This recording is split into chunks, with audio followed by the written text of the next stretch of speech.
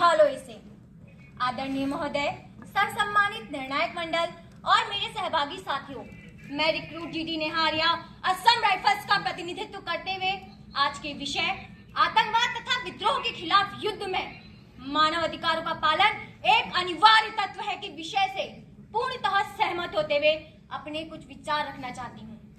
महोदय, इस विषय पर वाद विवाद शुरू करने से पहले मैं बताना चाहूंगी कि 10 दिसंबर 1948 को संयुक्त राष्ट्र संघ के माध्यम से अंतर्राष्ट्रीय मानव अधिकार आयोग की स्थापना की गई तथा उसी दिन 30 अनुच्छेदों वाला एक सार्वभौमिक घोषणा पत्र भी जारी किया गया, जिसका संबंध प्रत्येक व्यक्ति के सामाजिक, धार्मिक, आर्थिक तथा राजनीतिक अधिकारों से है। महोदय, मैं मानती हूँ कि जहाँ हमारे देश में आतंकवाद, नक्सलवाद, उग्रवाद जैसी ताकतों का खतरा बढ़ जाता है, तब वहाँ पर शांति स्थापित करने के लिए हम सुरक्षा बलों की तैनाती की जाती है।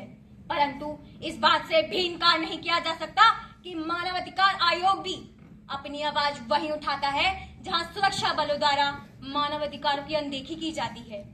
एमनेस्टी इंटरनेशनल की 2022 की रिपोर्ट के अनुसार वर्ष 2019 में जम्मू कश्मीर से अनुच्छेद 370 निरस्त करने के बाद वहां मानवाधिकारों के हनन से संबंधित लगभग 60 मामलों को मान्यता दी गई।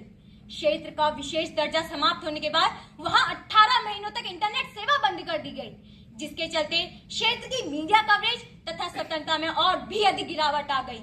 और केवल इतना ही नहीं, बल्कि अदालती वारंट तथा लिखित स्पष्टीकरण के बिना आंदोलन करने की स्वतंत्रता को भी प्रतिबंधित कर दिया गया। महोदय, जम्मू कश्मीर तथा पूर्वोत्तर के इलाकों में सशस्त्र बल अधिनियम 1958 के चलते कई बार मानव अधिकारों के हनन से संबंधित घटनाएं सामने आती हैं।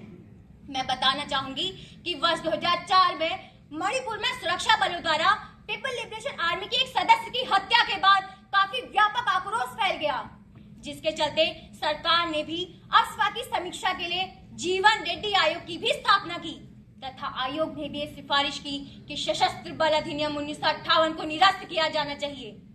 अकेले मणिपुर में ही मानव अधिकारों के हनन से संबंधित लगभग 400 से भी अधिक जनहित याचिकाएं विभिन्न न्यायालयों में आज भी लंबित पड़ी हैं।